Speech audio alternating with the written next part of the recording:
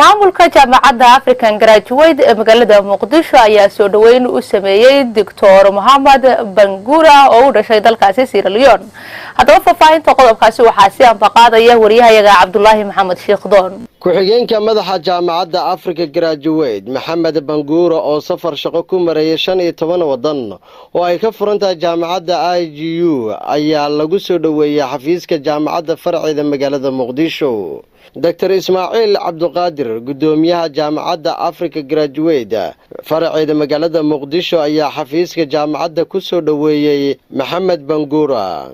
waxaa farxad weyn inoo ah in aan ku soo dhaweyno xarunta Africa Graduate University ee Soomaaliya Vice Chancellor-ka guud ee AGU Dr. Bangura oo naga soo booqday wadanka Sierra Leone.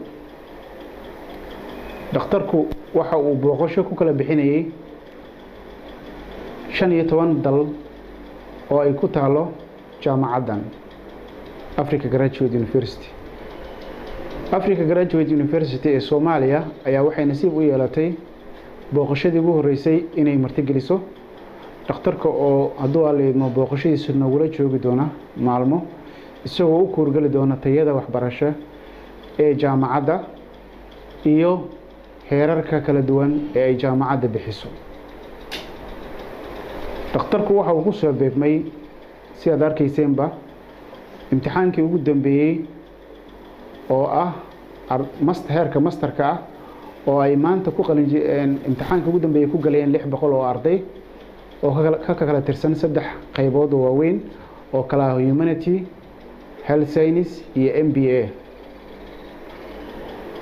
hadduu aleedmo dhakhtarku inta uu nala joogo waxa uu kulamo la qaadan doonaa xafiisyada kala duwan ee jaamacadda, dhiimamka kala duwan, ardayda iyo qaybaha kala duwan ay ka kooban tahay jaamacadda.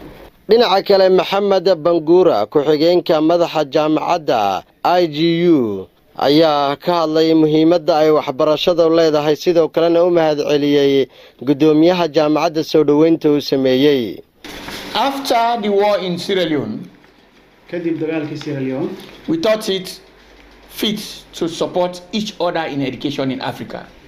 waxaan ku soo celinay nidaamkii iyo horumarkii iyo waxaan ku soo celinay anagoo kaashanay dhanka waxbarashada. We can aim to improve education in Africa.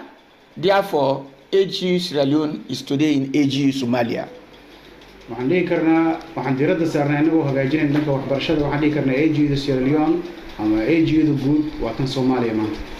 We have many other branches of AGU.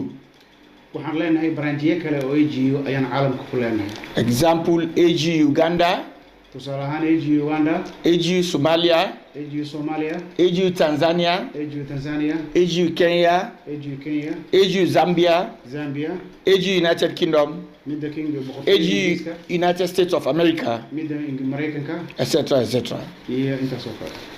intaasi kadib waxa iyagana goobta ka hadlay qaar ka mid ah macallimiinta wax ka dhiga jaamacaddaasi. And my specialty is in peace and conflict, but I have also developed other competencies in management and administration. We are here at Africa Graduate University to give academics, where we assume that academics at Africa Graduate University.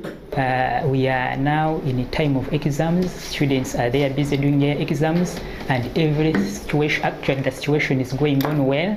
Everybody is happy.